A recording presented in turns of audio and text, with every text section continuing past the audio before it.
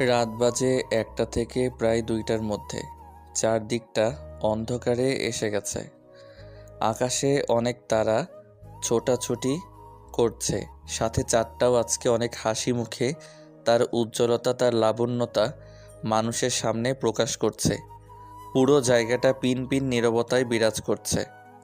চারদিকটা ঘন কালো আঁধারে ছেয়ে গেছে, তবে পরিবেশটা বেশ জ্যোৎস্না রাত। অনেক দূর পর্যন্ত দেখা যায় সব কিছু। ব্রিজের উপর বসে কালো ব্র্যান্ডের একটা সিগারেট টানছি নিজের আপন সুখে। আশেপাশে তেমন আমার কোনো খেয়ালই নেই। মনের সুখে সিগারেট টানছি আর আকাশের সৌন্দর্য উপভোগ করছি। পৃথিবীটা ছোট হলেও এই পৃথিবীর সৃষ্টিগুলো সত্যি মহান। আল্লাহ তাআলা অনেক অপরূপ করে সৃষ্টি করেছেন, যার সৃষ্টি জগতে একটা বিশাল গোলক ধাঁধা। বেশ মনের সুখে সিগারেট টানছি। জানি না আজকে এই সিগারেটটা কি এমন নেশা লাগিয়েছে আমার মনে। সিগারেট টানছি আর পুরনো দিনের কিছু স্মৃতি মনে করে নিজের মনটাকে সান্ত্বনা দিচ্ছি। নিজের পুরনো স্মৃতিতে বেশ ভালোই ডুব দিয়েছি। এমন সময় শুনতে পাই, ভাই, ওকে তো অনেক অত্যাচার করলাম। রায় মাত্রে মাত্রে রক্ত বের করে ফেলেছে, এখনো মরেনি, জীবিত আছে। মেরে ফেলবো নাকি ছেড়ে দিব? হঠাৎ করে এমন কারো কণ্ঠস্বর শুনতে পেয়ে হকচকিয়ে উঠলাম। পাশে তাকিয়ে দেখতে পাই আমার দলের সাকিব।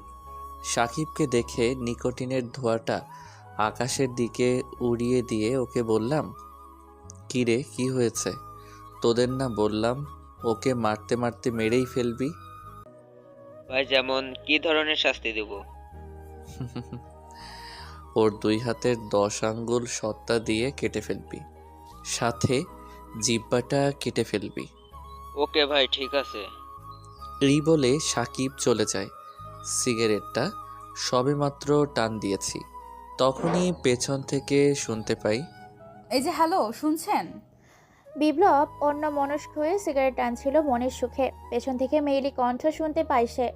পেছনে মেয়েটার দিকে তাকিয়ে খানিকটা অবাক হয়, কেননা মেয়েটির পরনে আছে পর্দাশীল একটা বোরখা, সম্পূর্ণ মুখটা ঢাকা। বিপ্লব কোনো কথা বলে না। তখন মেয়েটা আবার বলে ওঠে, এই যে হ্যালো, কোন দেশে হারিয়ে গেলেন? হাঁ করে না তাকিয়ে আমি আপনাকে কিছু বলছি, সেটা শুনুন। বিপ্লব মেয়েটির এরকম মধুময় কোকিল ডাকা মিষ্টি কণ্ঠস্বর শুনে হাঁ করে মেয়েটির দিকে তাকিয়ে আছে। বিপ্লব কোনো কথাই বলে না। মেয়েটি আবার বলে ওঠে, আমার সাথে যাবে, খুব কম রেটে কাজ করি, সারা রাত কাটাবেন, শুধু কিছু দিলেই হবে। আপনি কিন্তু আমার ২ নম্বর হতে পারেন, কেননা এই পর্যন্ত আমাকে এখনো কেউ তেমন টাচ করেনি। আপনি চাইলে আমার জীবনে ২ নম্বর হতে পারেন। বিপ্লব মেয়েটির কথায় পুরো থমকে যায়, কেননা বিপ্লব অবাক হয়ে যায় মেয়েটা বলছে কি তাকে। এত সুন্দর, এত মিষ্টি কণ্ঠের সুর, এরকম একটা অপরূপ সুন্দরী মেয়েকে দেখতে কিনা শেষ পর্যন্ত এই নিশিরাতের একটা সুগন্ধি ও পারফিউমের রাত্রি উদযাপনের ভোগের সামগ্রী। বিপ্লব বোঝা যায় মেয়েটি তাকে কি বলছে আর কথায় নিয়ে যেতে বলছে। মেয়েটি আর কেউ না, মেয়েটি হলো নিশিরাতের সেই নীলপরী, যে কিনা অল্প কিছুর বিনিময়ে রাতের আধারে নিশিরাতে মানুষের কাছে সুখ বিক্রি করে। বিপ্লব এক ঘোর লাগানো মই এক দৃষ্টিতে তাকিয়ে আছে। মেয়েটির এবার তার মুখের ওপর থেকে কাপড়টা সরাতে সরাতে বলে ওঠে, কি রে ভাই, তোর সমস্যাটা কি? আমার সাথে কাজ করলে কর, আর না হলে বাদ দে। শুধু শুধু এখানে দাঁড় করিয়ে রাখছিস কেন? তোর যা ভাব দেখে তো মনে হচ্ছে তুই আকাশ থেকে পড়লি। তুই নিজেকে যতটা সরল সাদা ভাবিস, তোকে দেখতেও কিন্তু ততটা সরল সাদা না। আমি তোকে যেটা বলছি নিশ্চয়ই বুঝতে পেরেছিস, আর তোকে দেখে এতটাও সাধু মনে হয় না। তাই কাজ করবে কিনা একটু বলে দে। তুই না করলে তো আমাকে আবার কাউকে ধরতে হবে, না হলে আমার পেট চলবে কি করে? বেঁচে থাকার জন্য তো টাকার প্রয়োজন নাকি? মেয়েটির দিকে এক পলকে তাকিয়ে আছে বিপ্লব, যেন নিজের চোখের পলক ফেলছে না। মেয়েটা নিজের মুখের ওপর থেকে কাপড়টা সরিয়ে দিয়ে অনেকগুলো ছাড়ি দেয়। কাপড়টা সরিয়ে দেওয়ার সাথে সাথে এক অন্যরকম ঝটকা খায় বিপ্লব। বিপ্লব অদ্ভুত মায়ায় তাকিয়ে আছে। অসম্ভব সুন্দর মেয়েটা দেখতে, গালগুলো অসম্ভব ফর্সা, সাদা ধপধপে দুধালতা গায়ের রং। রেগে গেলে যেন গালের দিয়ে টোল পড়ে। চোখগুলো অসম্ভব সুন্দর, এক ঘোর লাগানো মায়ায় ভরা। ঠোঁটগুলোতে যেন অসম্ভব মায়া। ঘন কাজল কালো চুলের কেশে যেন এক অন্যরকম মধুর ঘ্রাণ। মেয়েটা লম্বায় বেশি না, আবার খাটোও না বেশি, মাঝামাঝিতে। তেমন চিকনও না আবার মোটাও না, মিডিয়াম সাইজের। মেয়েটির এরকম মায়ায় পড়ে গিয়ে নিজের অজান্তেই বিপ্লব বলে ওঠে, হ্যাঁ, নিয়ে যাব। যাব তো। কিরে ভাই, তুই তো আচ্ছা ধরনের মানুষ, এতক্ষণ ভালো মানুষ সাজার অভিনয় করলি, আর এখনো সোজা যেতে রাজি হলি। আচ্ছা যাই হোক, তুই তোর কাজ করবি আর আমি আমার টাকা নিব। সত্যি কথা বলতে তুই দেখতে না অনেক সুন্দর আর স্মার্ট। আর হ্যাঁ, একটা কথা, আমার কিন্তু নির্দিষ্ট কোনো জায়গা নেই, তুই যেখানে আমাকে নিয়ে যাবি আমি সেখানে তোর সাথে যাব। আর হ্যাঁ, তুই সারা রাত আমার সাথে কি করবি না করবি সেটা তোর ব্যাপার। সারা রাতের জন্য তুই আমাকে কিনে নিবি, আবার ফজরের আজান দিলে আমি চলে আসব, তুই আর আমাকে আটকাতে পারবি না। ঠিক আছে, আমি তোমাকে আটকাবো না। আর তোমাকে আমি আমার বাসায় নিয়ে যাব, যেখানে আমি একাই থাকি। আর হ্যাঁ, সারা রাতের জন্য তোমাকে কত দিতে হবে? দেখ, তুই আমার জীবনের দ্বিতীয় পুরুষ, দেখতে শুনতে অনেক ভালো, তাই তোর জন্য মাত্র সারা রাতের জন্য 5,000 টাকা নেব। সত্যি কথা বলতে আমার জীবনে যে বেটা এসেছিল ওই বেটা ছিল বুড়া বেটা। আমার মুখে এরকম কথা শুনে ছেলেটি কেমন যেন এক দৃষ্টিতে তাকিয়ে আছে আমার দিকে। সত্যি কথা বলতে ছেলেটির দিকে আমিও তাকিয়ে একটা অন্যরকম অনুভূতি কাজ করছে আমার হৃদয়ে। অসম্ভব সুন্দর, যে কোনো মেয়ে দেখলে প্রেমে পড়ে যাবে, কিন্তু সবার ভাগ্যে তো আর প্রেম জোটে না, জোটে না কারো ভালোবাসা, আর ভাগ্যে তো নেই কোনো সংসার। ছেলেটি অনেক স্মার্ট। ছেলেটি আমার দিকে তাকিয়ে আবার বলে ওঠে, আচ্ছা, তোমার নামটাই তো আমার জানা হলো না। তুমি কি এসবে পেশাদার? আমার নাম বিপাশা। আর ভাই, তুই তোর কাজ করবি তো কাজ কর, আমার বিষয়ে তোরা তো জানতে হবে না। হ্যাঁ, তা তো ঠিক আছে, কিন্তু তুমি হয়তো ভুলে যাচ্ছ তোমাকে আমি সারা রাতের জন্য কিনে নিলাম। তাই এখন আমি যাই করব এবং যাই করতে বলবো তোমাকে সেটাই করতে হবে। হ্যাঁ তো ভাই, ঠিক আছে, তুই যে কাজের জন্য আমাকে কিনে নিলি সে কাজ কর, তোকে তো আর আমি বাধা দিচ্ছি না। ওকে, ঠিক আছে, চলো আমার বাংলোতে, তোমাকে নিয়ে যাচ্ছি। ওকে, ঠিক আছে, চলো। এই বলে যখনই ছেলেটার সাথে টাকার বিনিময়ে তার সারা রাতের ক্ষুধা ভোগের পণ্য হতে যাব, তখনই কয়েকটা ছেলের চিৎকার আর একটা ছেলের আর্তনাদ শুনতে পাই। পেছন ঘুরে তাকিয়ে তো অবাক, কেননা পেছনে ঘুরে দেখতে পাই কয়েকটা ছেলে মিলে একটা ছেলেকে জোরপূর্বকভাবে মারধর করছে। সারা শরীর থেকে তার রক্ত পড়ছে। ছেলেটা বারবার বলছে, ভাই আমাকে ছেড়ে দাও, আমার পরিবার আছে, মা বাবা স্ত্রী সন্তান আছে, আমি মরে গেলে তাদেরকে দেখবে কে? আমি আর এরকম কাজ করব না ভাই। ছেলেটির এরকম আর্তনাদ দেখে আমি অনেকটা ভয় পেয়ে যাই।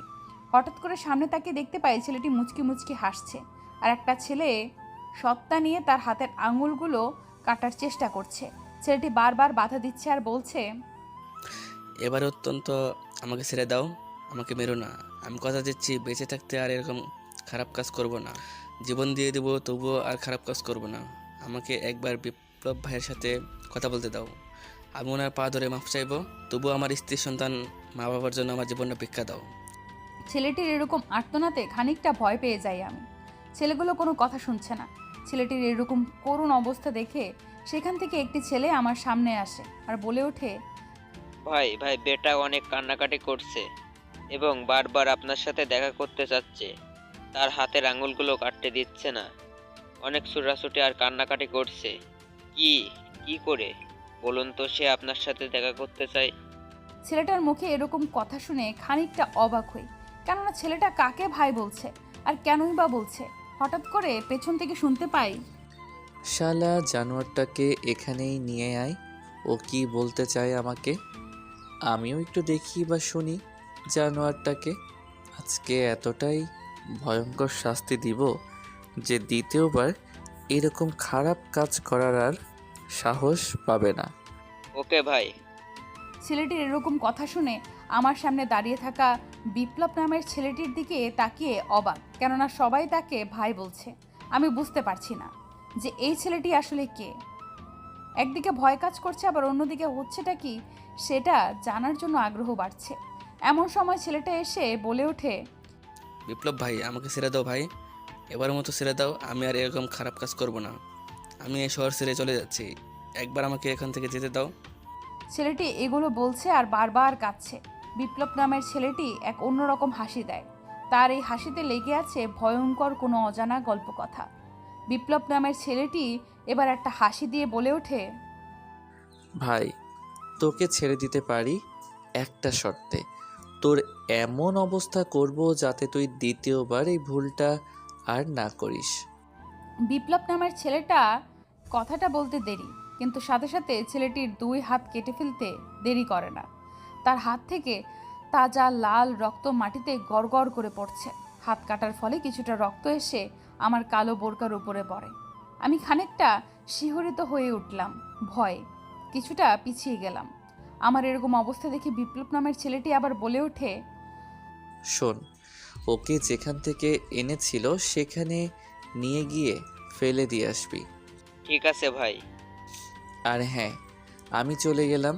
তোরা আজকে নিজেদের গন্তব্যে চলে যাস, আমার বাংলোতে আসবি না। ওকে, ঠিক আছে ভাই। তারপর আমার কথা মতো ওরা সবাই চলে যায়। আমার এরকম ব্যবহার দেখে মেয়েটি হাঁ করে আমার দিকে তাকিয়ে আছে। ভয়ে মেয়েটার মুখ দিয়ে ঘাম ঝরতে শুরু করেছে। ফর্সা মুখটা যেন লাল হয়ে গেছে মেয়েটার এরকম অবস্থা দেখে। এবার আমি বলে উঠি, কি হলো? তুমি বলে আমার সাথে যাবে, তো চলো আমার বাংলোতে। সত্যি করে বলুন আপনি কে? আর ওই লোকটার হাত দুটো কেটে ফেললেন কেন? লোকটা কি করেছিল আর আপনি কে? আমি বিপ্লব 420। যেখানে ঠান্ডা সেখানে গরম, আর যেখানে গরম সেখানে ঠান্ডা, তাই তো আমি বিপ্লব 420। মেয়েটা কেমন যেন করে ওঠে। বিপ্লব নামটা শুধু এলাকা নয়, পুরো বাংলাদেশে ছড়িয়ে গেছে, এমনকি আমাদের পার্শ্ববর্তী ইন্ডিয়াতেও। শুধু বিপ্লব হলেই চলতো, কিন্তু এখানে বিপ্লব 420। মেয়েটা নামটা শুনেই কয়েকটা ঢোক গিলে নেয়। আমতা আমতা করে বলে ওঠে, দেখুন ভাই, আমি আপনার সাথে যাব না। আপনি অন্য কাউকে দেখেন, আমার টাকার প্রয়োজন নেই। চাচা আপন জীবন বাঁচা, বেঁচে থাকলে কাস্টমারের অভাব হবে না। মেয়েটির মুখে এরকম কথা শুনে বিপ্লব নামের ছেলেটি চোখ মুখ লাল রক্তবর্ণ ধারণ করে, যেন এই মুহূর্তে সে জীবন্ত কাউকে গিলে খাবে। আচমকা মেয়েটা কোনো কিছু বুঝে ওঠার আগে বিপ্লব মেয়েটির হাত চেপে ধরে হ্যাচকা টান দিয়ে নিজের কাছে নিয়ে এসে বলে ওঠে, এই বিপ্লবের চোখে তুই নেশা আর মায়া লাগিয়ে দিয়ে মাঝপথে রেখে চলে যেতে চাইছিস? ছেলেটির মুখে এরকম কথা শুনে খানিকটা অবাক হই, কারণ আজ পর্যন্ত আমাকে এরকম কথা কেউ বলেনি। এই প্রথম এই বিপ্লব নামের ছেলেটি বলল। ছেলেটির কথা শুনে খানিকটা বিচলিত হয়ে যাই, তাই বলে উঠি, আপনি কি বলতে চান? আমি কেন আপনার চোখে নেশা আর মায়া লাগাবো? তোকে আমি কোথাও যেতে দেব না। তোকে আমি সারাটা জীবন আমার সাথেই রাখবো, আমার কাছে রাখবো। বলে ছেলেটি আমাকে আর কোনো কথা বলতে না দিয়ে কোলে করে তুলে নেয়। বারবার ছোটার জন্য ছটফট করছি, কোনো মতেই ছাড়ছে না আমাকে। এক পর্যায়ে গাড়ির সামনে এনে গাড়িতে বসিয়ে দেয়। তারপর আমার সিট বেল্টটা লাগিয়ে দেয় গাড়ির সাথে। যখন সিট বেল্টটা লাগাচ্ছিল তখন তার গরম নিঃশ্বাস আমার বুকের উপর এসে পড়ছিল, যেন তার গরম নিঃশ্বাস আমার বুকের ভেতরটা তোলপাড় শুরু করে দিয়েছে। অজানা এক অনুভূতি, অজানা এক ভালোবাসা জানান দিচ্ছে। ছেলেটি আবার বলে ওঠে, গাড়িতে যেতে যেতে আমি তোমার জীবনের হিস্ট্রিটা শুনতে চাই। যদি কোনো এদিক ওদিক করেছো তো গাড়ি থেকে ধাক্কা মেরে ফেলে দেব। ছেলেটির মুখে এরকম কথা শুনে খানিকটা বিচলিত হয়ে যায় ভয়ে। কয়েকটা ঢোক গিলে খাই আর মৃদু কণ্ঠে বলে উঠি, আচ্ছা ঠিক আছে, বলেন আপনার কি জানার আছে? তোমার নাম, তোমার ঠিকানা, তোমার পরিবারে কে কে আছে, আর তুমি এসব কেন করো? ছেলেটির মুখে এরকম কথা শুনে নিজের অজান্তেই দুফোঁটা চোখ থেকে নোনা জল গড়িয়ে পড়ে। কেননা আজ পর্যন্ত আমার জীবনের কাহিনী কেউ শুনতে চায়নি। সবাই নিজের স্বার্থটাকে খুঁজেছে, নিজের স্বার্থটাকে বড় করে দেখেছে, তাদের সুখটাকে। ছেলেটির এরকম অবান্তর প্রশ্ন শুনে হালকা হেসে উত্তর দেই, আমি বিপাশা, পরিবার থেকেও নেই, আর এসব না জানলেই নয়। মানেটা কি? দেখো, তুমি কিন্তু আমার পরিচয় জেনে গেলে, তাই নিজের ভালোটা চাইলে আমি যা জিজ্ঞাসা করব তার উত্তর দেবে। নইলে তোমার সামনে ওই ছেলেটা যা অবস্থা করেছে তার থেকেও ভয়ঙ্কর অবস্থা তোমার সাথে করব। কথা বলতে বলতে তারা কিছু সময়ের মধ্যেই বিশাল বহুল বিলাসতাময় বাংলো বাড়িতে চলে আসে। চারপাশটা অপরূপ সুন্দর করে সাজিয়েছে, চারদিকটায় নানান রকমের বাতি জ্বলছে, অন্ধকারে ছিটে ফোঁটাও নেই। সত্যি পরিবেশটা যদি কোনো অসুস্থ মানুষ থেকে থাকে তাহলে এমনিতেই সুস্থ হয়ে যাবে। বাংলো বাড়ির সামনে এসে গাড়িটি ব্রেক করে বিপ্লব, তারপর গাড়ি থেকে নামে। গাড়ির ভেতরে থেকে বিপাশাও নামে। বিপাশা বাড়িটাকে দেখতে থাকে হা করে, এক দৃষ্টিতে তাকিয়ে আছে সেদিকে আর মনে মনে ভাবছে, হায় আল্লাহ, এত বড় বাড়ি আর এই ছেলেটা কিনা শেষ পর্যন্ত এরকম সন্ত্রাসী হয়েছে। জানি না বাবা, বড় লোকদের সব বড় বড় কাজ কারবারি, বড় লোকের ছেলেগুলো হয়তো এমনই হয়। হা করে না দেখে ভেতরে যাওয়া যাক, কেননা কিছুদিন পরে তো এসব তোমারই হবে। ছেলেটির মুখে এইরকম কথা শুনে খানিকটা অবাক হই, কেননা কয়েকদিন পর সব কিছু আমার হবে মানেটা বুঝলাম না। তারপর ছেলেটি আমাকে কোনো কিছু প্রশ্ন করার সুযোগ না দিয়ে আমার হাতটা টেনে ধরে ভেতরে নিয়ে যায়। আর বাংলো বাড়ির বাইরেটা দেখতে যেমন, তার থেকেও হাজার গুণ দেখতে ভেতরটা সুন্দর, অপরূপ সুন্দর করে সাজিয়েছে বাড়িটাকে। বড় লোকেরা এমনই হয়, কত মানুষ না খেয়ে নিজেদের জীবনটাকে বাজে রেখে লড়াই করছে এই পৃথিবীর সাথে, আর বড়লোকগুলো অপচয় করছে সম্পদের। বাড়িটাকে অনেক ভালো করে পর্যবেক্ষণ করতে লাগলাম। এমন সময় চোখ আটকে যায় একটা সুন্দর রুমের দিকে। রুমটা অনেক সুন্দর, বাড়ির ভেতরে যতগুলো রুম আছে তার থেকেও এই রুমটা অনেক সুন্দর। আমাকে এইভাবে আনমনা থাকতে দেখে ছেলেটি বলে ওঠে, এই যে আমার মায়াবী রূপবতী, তোমায় বলছি, হা করে না তাকিয়ে ফ্রেশ হয়ে রেডি হয়ে নাও, আমি আমার রুমে গেলাম। বিপ্লবের মুখে এরকম কথা শুনে নিজেকে তৈরি করতে থাকে বিপাশা, কেননা সে নিজে জানে সে আর কিছু মুহূর্ত পর অন্য ভোগের পণ্য হবে। তাই হয়তো বিপ্লব নামের ছেলেটি তাকে রেডি হতে বলেছে। তা না হলে আর কী বা বলবে, সে যা করে তাকে তো সেটাই বলবে। এমন সময় মেয়েটা ছেলেটির দিকে তাকিয়ে দেখতে পায় বিপ্লব সিঁড়ি দিয়ে নেমে আসছে, আর বিপাশা যে রুমটার দিকে তাকিয়েছিল সেই রুমটাই ছিল ছেলেটির, কারণ এই রুমটার থেকেই বের হয়ে আসে বিপ্লব। বিপ্লব বিপাশার সামনে এসে বলে ওঠে, এই নাও, এখানে কালো শাড়িটা আর কিছু গয়না দিয়ে গেলাম, নিজেকে পরিপাটি করে তৈরি হয়ে ডাইনিং টেবিলে আসো। আমি অপেক্ষা করছি, একসাথে খাওয়া দাওয়া করব, তারপর যা হওয়ার তাই হবে। তবে আমি যেটা বলবো সেটা তোমাকে করতেই হবে। এ বলে আমি সেখান থেকে চলে এলাম। জানি না বারবার মেয়েটার ভেতরে কি যেন একটা কাজ করে আমার প্রতি। তাকে দেখলেই জানি না কেন আমার মনের দোটানা শুরু হয়। মেয়েটার চোখে এক অন্যরকম মায়া লেগে আছে, যেন তাকে সারা জীবন আমার কাছে আগলে রাখি। বিপাশাকে সব কিছু দিয়ে আমি নিজের রুমে গেলাম রেডি হতে। আমিও খুব সুন্দর করে সেজে গুজে রেডি হয়ে নিচে ডাইনিং টেবিলে অপেক্ষা করছি। অনেকক্ষণ হয়ে গেল, এখনও বিপাশা আসেনি। পুরো বাড়িটা আজকে ফাঁকা, কাউকে বাড়ির ভেতর আসতে বলেনি। আমার দলে যতগুলো ছেলে ছিল সবাইকে আজকে আমি তাদের অন্যান্য গন্তব্যের উদ্দেশ্যে যেতে বলেছি। অনেকক্ষণ ধরে অপেক্ষা করছি, নিজেকে আর মানাতে পারছি না, তাই এবার নিজেই ওর রুমের সামনে গেলাম। সামনে যেতেই বলে উঠি, এই যে হ্যালো, আর কতক্ষণ সাজুগুজু করতে লাগবে? যেভাবে সাজুগুজু মনে হচ্ছে তোমার আজকে বিয়ে হচ্ছে। দ্রুত আসো, আমি আর নিজেকে সামলাতে পারছি না প্রচুর। বিপ্লবকে বাকি কথাটা বলার সুযোগ না দিয়ে ঘরের ভিতর থেকে বিপাশার মধুমাখা মায়া কণ্ঠে বলে ওঠে, হ্যাঁ আমি বুঝে গেছি যে আপনার আর তর সইছে না। আমি আসছি, আর কিছুক্ষণ অপেক্ষা করুন। আজকের রাতটা তো আপনার জন্যই, তাই না? তাই একটু সময় দিন আমাকে নিজেকে গুছিয়ে নেওয়ার জন্য। বিপাশার মুখে এইরকম কথা শুনে বিপ্লব খানিকটা মন খারাপ করে ডাইনিং টেবিলে গিয়ে বসে আর সিঁড়ির দিকে তাকিয়ে আছে। অন্যদিকে বিপাশা নিজেকে সাজিয়ে গুছিয়ে পরিপাটি করে নিচে নেমে আসে। বিপ্লব সেদিকে তাকিয়ে অবাক করা দৃষ্টিতে তাকিয়ে আছে, কেননা কালো শাড়িতে এক পরীকে দেখছে সে। সিঁড়ি দিয়ে নামছে পুরোটাই ম্যাচিং করা, কানের দুল থেকে শুরু করে পায়ের নখ পালিশ পর্যন্ত সব ম্যাচিং করা। গায়ের রং সাদা আর কালো ম্যাচিং করা পোশাকে তাকে অপরূপ সুন্দরী লাগছে। বিপাশা ডাইনিং টেবিলের সামনে আসতেই বিপ্লব বলে ওঠে, সত্যি আমি ভাবতে পারিনি যে আমার চয়েস এতটা সুন্দর হতে পারে।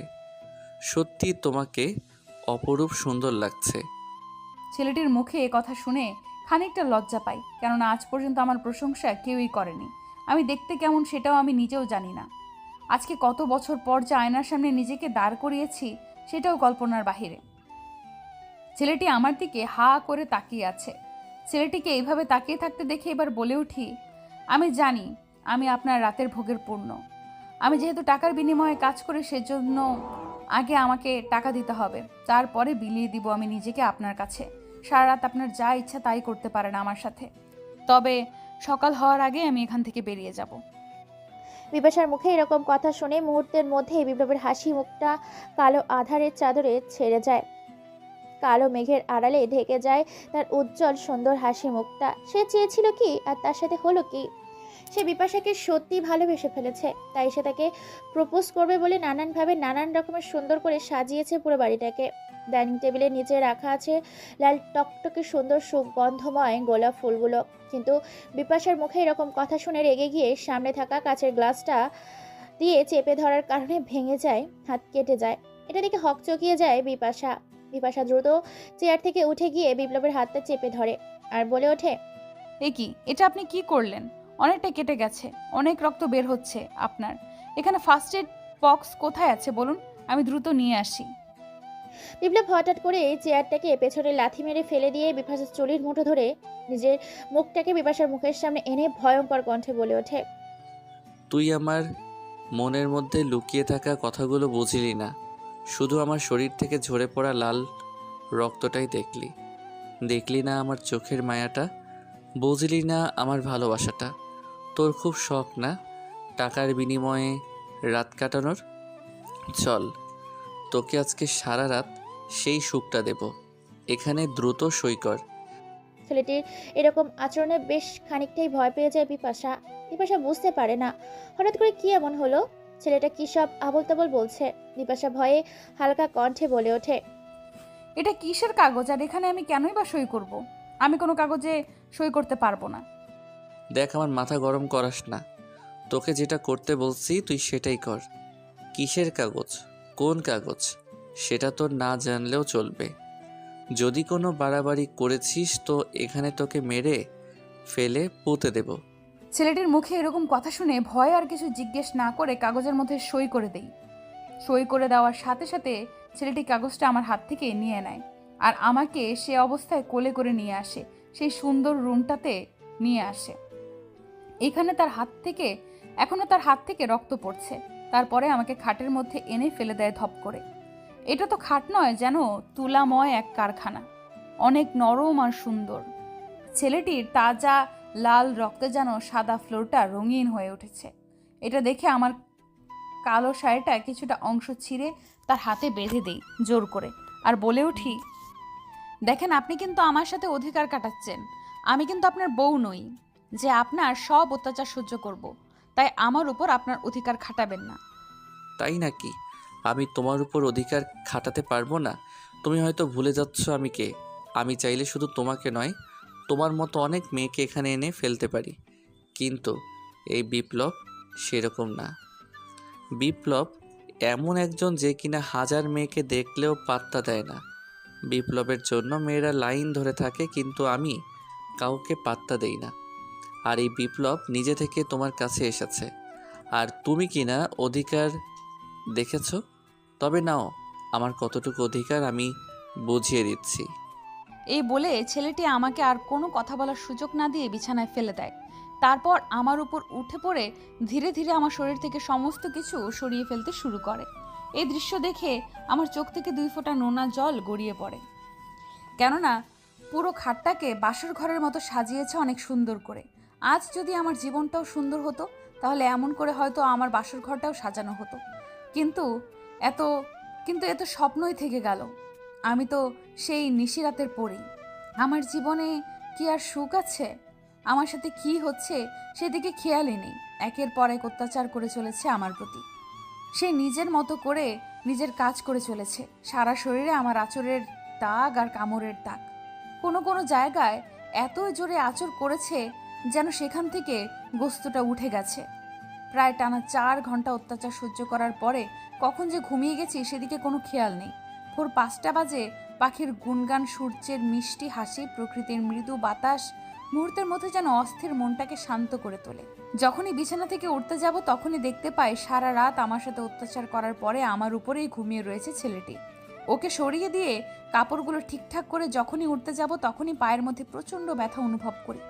মুহূর্তের মধ্যে মনে পড়ে যায় রাতের দৃশ্যগুলো। মনে পড়তেই চোখ থেকে আপনা আপনি পানি গড়িয়ে পড়ল। বিছানা থেকে উঠে দেখে তো আমার চোখ অবাকের চরম পর্যায়ে, কেননা বিছানার সাদা চাদরটা লাল রক্তে ছেয়ে গেছে। এটা দেখে নিজের প্রতি নিজেরই এখন ঘৃণা লাগছে। মানুষ বেঁচে থাকার কতই না কি করে, আর মানুষ ক্ষুধার জন্য অমানুষ হয়ে ওঠে। হাঁটতে হাঁটতে অনেক কষ্ট হচ্ছে, তারপরেও বাথরুমে গিয়ে ফ্রেশ হলাম। হাঁটতে ভীষণ কষ্ট হচ্ছে, পাগুলোতে প্রচণ্ড রকমের ব্যথা করছে। যখনই ঘরের দরজা খুলে বাইরে যেতে যাব তখনই পেছন থেকে হাতে হ্যাচকা টান দেওয়ার কারণে কোনো কিছুর সাথে ধাক্কা খেয়ে পড়ে যাই। কিছুক্ষণ পরে চোখ খুলে দেখতে পাই আমার সামনে স্বয়ং ছেলেটি দাঁড়িয়ে আছে। তাকে দেখে খানিকটা লজ্জা পাই। তবুও কি চাই আপনার যেটা চাওয়ার ছিল সেটা তো আপনি পেয়ে গেছেন। আর আপনার সাথে আমার কথা ছিল সেটা হয়ে গেছে। সকাল হয়ে গেছে, এখন আমাকে চলে যেতে হবে। মেয়েদের মুখে এরকম কথা শুনে ভীষণ রকমের রেগে যায় আবারও বিপ্লব। নিজের রাগটাকে কন্ট্রোল করে নিজের অশান্ত মনটাকে শান্ত করে শান্ত কণ্ঠে বলে ওঠে, দেখো, তোমাকে আমি আগেও বলেছি, এবারও বলেছি, এখানে এসেছো মানে আর যাওয়ার চেষ্টা করো না। তোমার যত টাকার প্রয়োজন হয় তত টাকাই নিও, তবু আমার এখানে তোমাকে থাকতে হবে। যদি এরপরও কথা বলো তাহলে এখানে মেরে ফেলে বাগান বাড়িতে পুঁতে দেব, কেননা আমি যা চাই তাই পাই। আজ অবধি আমি পাইনি এমন কোনো কিছুই হয়নি। আমি তোমাকে সারা জীবন আমার কাছেই রেখে দেব, তাই বাইরে যাওয়ার চেষ্টা করিও না। আমি খাবার অর্ডার করছি, দুজনে মিলে খাবো। তারপর আর বিপাশাকে কোনো কথা বলার সুযোগ না দিয়ে তাকে কোলে করে ডাইনিং টেবিলে নিয়ে গিয়ে বসিয়ে দেই, আর মুচকি হেসে বলে দেই, তুমি এখানে চুপচাপ বসে থাকো, আমার মাত্র ফ্রেশ হতে কয়েক মিনিট লাগবে। ফ্রেশ হয়ে এসে দুজনে খাবার খাবো। তার আগে যদি এখান থেকে সরেছো তো তাহলে তোমার কপালে দুঃখ আছে। ও হ্যাঁ, তবে পুরো বাড়িটাকে তুমি ঘুরে দেখতে পারো। এই বলে আমি ফ্রেশ হতে চলে এলাম। কিছুক্ষণের মধ্যে এই ফ্রেশ হয়ে রেডি হয়ে নিলাম। তারপর বিপাশার কাছে গেলাম, কিন্তু সেখানে গিয়ে আরও অবাক করা বিষয়, সেখানে সে আমাকে ছাড়াই খেতে বসেছে। কেননা আমি যাওয়ার সময় খাবার অর্ডার করেছিলাম, আর খাবার আসার সাথে সাথে ও আমাকে রেখে খেতে শুরু করেছে। এটা দেখে মাথা গেল আমার বিগড়ে, তাই ওখানে গিয়ে বলে উঠলাম, এটা কি হলো? আমাকে রেখে খাওয়া শুরু করলে কেন তুমি? এর জন্য তোমাকে শাস্তি পেতে হবে। মানেটা কি ভাই? ক্ষুধা পেয়েছিল, খেয়ে নিয়েছি, কারোর জন্য অপেক্ষা করতে পারবো না। সারা রাত এমনি শরীরে প্রচণ্ড ব্যথা আর ক্ষুধার যন্ত্রণায় মরে মরে যায় অবস্থা। আবার কারোর জন্য অপেক্ষা করা, সেটা তো জন্মের জন্য আমার আখেরই খাওয়া হতো। আমি কোনো কথা শুনতে চাই না, তুমি আমাকে নিজের হাতে খাইয়ে দেবে। আর হ্যাঁ, এই বাসাতেই থাকবে। আমি ভার্সিটি থেকে এসে তোমাকে নিয়ে ঘুরতে যাব। মানে কি? এখানে কি আমি একাই থাকবো নাকি এতক্ষণ? আর আমি এখানে থাকবোই বা কেন? কে হন আপনি আমার? তোমার কি হয় সেটা না হয় কিছুদিন পরেই জানতে পারবে। আপাতত আমার শুভাকাঙ্ক্ষী হিসেবেই থাকতে হবে। বিপাশা আর কোনো কথা না বলে নিজের প্লেট থেকে নিজের খাবার খাচ্ছিল। এমন সময় বিপাশার হাতে থাকা ভাতের লোকমা নিজেই খেয়ে ফেলে। বিপাশা খানিকটা ভয় পেয়ে যায় এমন হওয়াতে। তারপর বিপ্লব নিজের চেয়ার থেকে উঠে গিয়ে বিপাশাকে চেয়ার থেকে তুলে সেই জায়গায় বসে আর বিপাশাকে নিজের কোলের ওপর বসিয়ে বলে ওঠে, এখন তুমি আদর করে খাইয়ে দিতে পারো। হচ্ছেটা কি বলেন তো? আপনার সাথে কিন্তু আমার সারা রাত চুক্তি হয়েছিল, সেখানে আপনি আমাকে সারা জীবনের জন্য রেখে দিতে চান? আপনি তো ভুলে যাচ্ছেন আমি একটা বাকি কথাটা আর বলতে দেয় না বিপ্লব। তার আগে বিপ্লব তার 2 ঠোঁটে 4 ঠোঁটে রূপান্তরিত করে। বেশ কিছু সময় নীরবতায় ছেয়ে যায়। পাগলের মতো বিপাশাকে জড়িয়ে ধরে বিপ্লব তার ঠোঁটের মিষ্টি স্বাদ উপভোগ করতে থাকে। প্রায় কিছু সময় এইভাবেই কেটে যায়। তারপর বিপ্লব নিজে থেকেই ছেড়ে দেয় বিপাশাকে, জড়িয়ে ধরে বলে, তোমাকে আমি আগেও বলেছি, এখান থেকে আমি কোথাও যেতে দিচ্ছি না। আর তুমি যাই হও না কেন, আমার তাতে যায় আসে না। তোমাকে আমি আমার করে নিব। পুরো পৃথিবী একদিকে যদি চলে যায় তবু আমি তোমার হাতটা ছাড়বো না। আর নিজেকে যদি কখনো ওইসবের মধ্যে নিয়ে গেছো, তো আমার খারাপ রূপটা তুমি দেখবে। কেন বলবো না? যেটা সত্যি সেটা বলতে লজ্জা কিসের? আর আপনি আপনার এত সুন্দর ভবিষ্যৎটা নষ্ট করবেন কেন? আমার মতো একটা নষ্ট মেয়ের জন্য কেন শুধু শুধু আমায় আপনার প্রতি আর আপনি আমার প্রতি মায়ায় ফেলছেন বা পড়ছেন?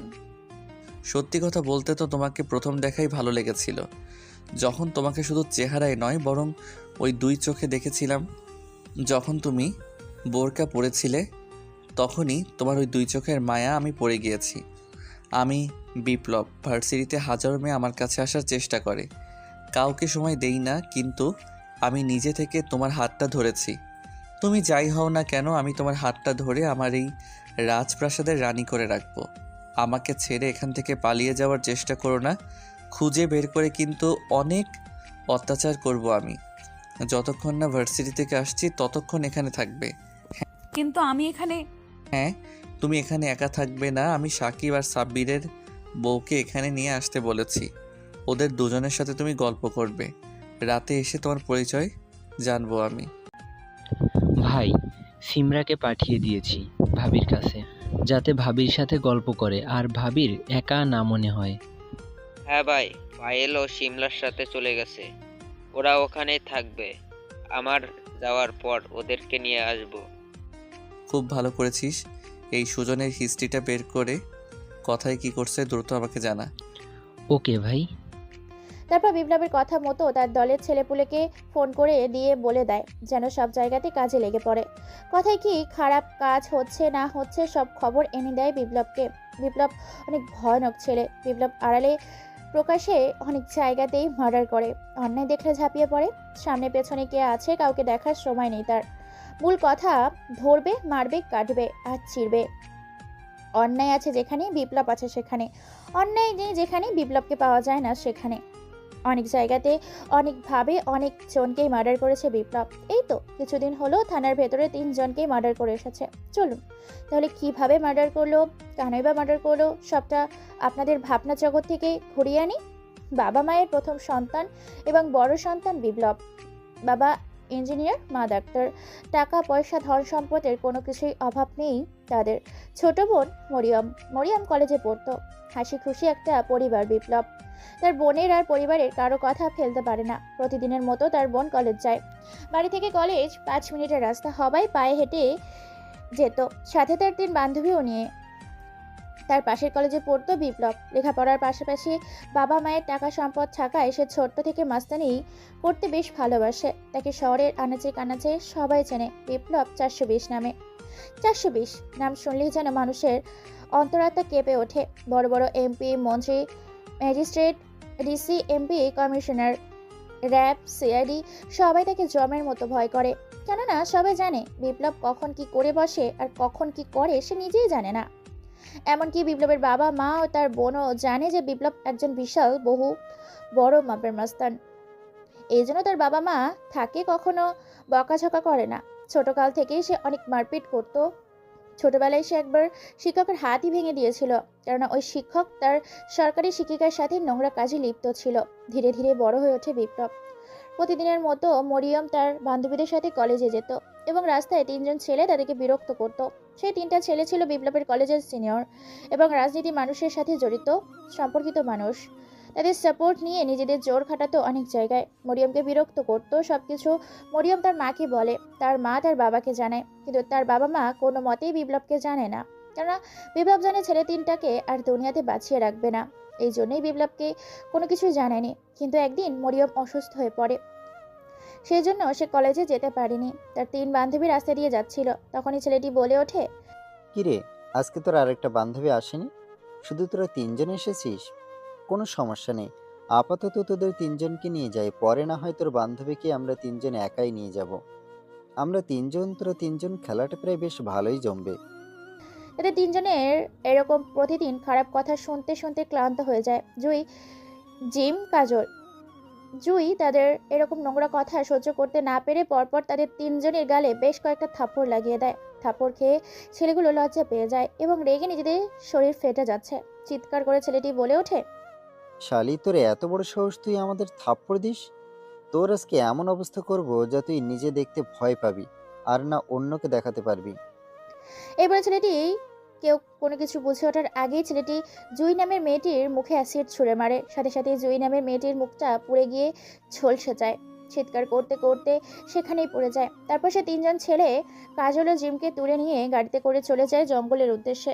এদিকে জুই নামের মেয়েটি চিৎকার করছে। মেয়েটির চিৎকার শুনে আশেপাশের স্থানীয় লোকগুলো সেখানে দৌড়ে আসে। মেয়েটির এরকম করুণ অবস্থা দেখে দ্রুত ফোন করা হয় হসপিটালে। দ্রুত হসপিটাল থেকে গাড়ি নিয়ে আসে আর জুইকে emergency Dhaka Rangpur medical college and হসপিটালে আইসিইউর ভেতরে নিয়ে যায়। অপারেশন করার পর মুখটা সম্পূর্ণ ঠিক না হলেও খানিকটা ঠিক হয়ে যায়, কেননা সময় মতো আসাতে পুরো মুখটা বেঁচে যায়। পুলিশ তদন্ত করতে আসে। তারপর জুই বলে ওঠে, স্যার, ওরা তিনজন ছিল। আমরা প্রতিদিন কলেজে যাওয়ার সময় আমাদের ডিস্টার্ব করতো, আমাদের খারাপ খারাপ কথা বলতো, অনেক নোংরা ভাষায় ইঙ্গিত করতো। প্রতিদিন এসব করাতে আমরা আর সহ্য করতে না পারায় আমি ওদের তিনজনকে কয়েকটা থাপ্পড় দেই। তারপর তারা আমাকে গালি দিয়ে হঠাৎ করে আমার মুখে অ্যাসিড ছুঁড়ে মারে। আর তারপর আমার আর কোনো কিছুই দেখা হয়নি, শুধু এটুকু শুনেছিলাম তারা তিনজন জিম আর কাজলকে নিয়ে যাচ্ছে। আচ্ছা ঠিক আছে, আপনি টেনশন করবেন না। আমরা অপরাধীকে অবশ্যই তাদের উপযুক্ত শাস্তি দেব। আইন সবার জন্য সমান, আপনাদের ন্যায্য বিচার পাইয়ে দিব আমরা। আচ্ছা, আপনি কি এটা বলতে পারবেন যে ওদের দুজনকে কোথায় নিয়ে যেতে পারে? না, আসলে আমি সেটা সঠিকভাবে বলতে পারবো না, তবে তাদের দুজনকে নিয়ে যাওয়ার সময় ওই মাস্তানটা বলছিল জঙ্গলের দিকে নিয়ে যাবে, কেননা জঙ্গলটা পুরো ফাঁকা, সেখানে তাদের চিৎকার মানুষের কানে পৌঁছাবে না। জঙ্গলে নিয়ে যাবে? এ শহরে শুধুমাত্র একটা জঙ্গলই আছে, আর এই জঙ্গল ছাড়া যদি অন্য কোনো জঙ্গলে যায় তাহলে পুরো 2 দিন লাগবে। আমার মনে হয় ওরা আমাদের পাশের জঙ্গলেই গেছে। হতে পারে স্যার। আপনি কোনো চিন্তা করবেন না হাবিব, দ্রুত আমাদের গোয়েন্দা department and special police force পাঠিয়ে দাও জঙ্গলের ভেতরে, আর তুমিও গাড়ি বের করো, আমরা রওনা দেব। তারপর পুলিশ আর সেখানে এক মুহূর্ত দেরি না করে দ্রুত জঙ্গলের উদ্দেশ্যে রওনা দেয়। অন্যদিকে আবার সেই ছেলেটি জঙ্গলে নিয়ে গিয়ে ছুঁড়ে মারে তাদের দুইজনকে। পুরো জঙ্গলটা ফাঁকা, পুরো জঙ্গলটিতে পিনপত নীরবতা বিরাজ করছে। পরিবেশটা এখন এক অন্যরকম ভয়ঙ্কর রূপ ধারণ করেছে। ছেলেটি বলে ওঠে, তোদের খুব দেমাগ না? আজকে তোদের দেমাগ ভেঙে ফেলবো। আজকে তোদের সাথে যেটা করব সেটা তোরা ভাবতেও পারবি না। এই তোরা দুজন ধর, আমি প্রথম কাজ করি। এই বলে ছেলেটি কাজল নামের মেয়েটির সবকিছু খুলে ফেলে দেয়। তারপর ঝাঁপিয়ে পড়ে তার উপরে। খুবলে খুবলে খেতে থাকে তিনজন মিলে তাদের দুজনকে। সারা শরীরটা রক্তে রক্তাক্ত করে ফেলেছে। শরীরে অনেক জায়গায় কাপড় দিয়েছে আর নখের আঁচড়, ক্ষত বিক্ষত হয়ে গেছে শরীরটা। বেশিরভাগ কামড় দিয়েছে, অনেক জায়গা থেকে গড় গড় করে তাজা লাল রক্ত বেরোচ্ছে। পুরো জায়গাটা রক্তে ছেয়ে গেছে। মেয়েগুলো বেঁচে থেকেও মৃত্যু হয়ে আছে, শুধু জীবনটা তো থুকফুক করছে। তিনজনের অত্যাচারে মেয়েগুলোর মৃত অবস্থা। এমন সময় ছেলেটি বলে ওঠে, তোদের সৌন্দর্যের খুব অহংকার ছিল না? দেখ এখন তোদের দিকে কেউ তাকাবে না, কারণ তোদের সর্বস্বটা আমরা খেয়ে ফেললাম। কিন্তু তোদের সেটাও রাখবো না যেটা কেউ কেটে ফেলবো।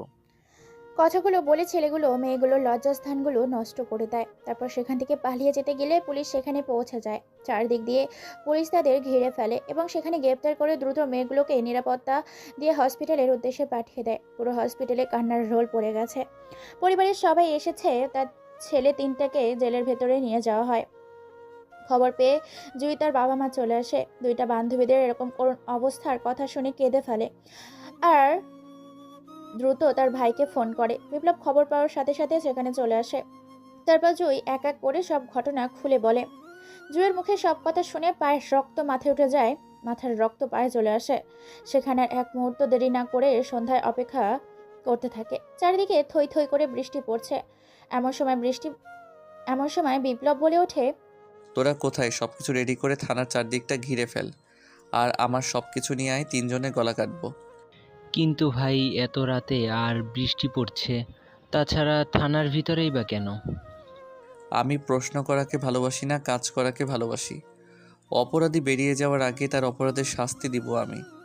ভাই আপনার কথা মতো আমাদের ছেলে পেলে অলরেডি ঘেরাও করে ফেলেছে, শুধু আপনি গেলেই হবে। ওকে। তারপর 30টা গাড়ি নিয়ে বেরিয়ে পড়ে থানার উদ্দেশ্যে। চারিদিকে খুব বৃষ্টি পড়ছে, বৃষ্টির কারণে কোনো কিছু শোনা যায় না বা দেখা যায় না। পরপর থানার সামনে 30টা গাড়ি এসে থামে।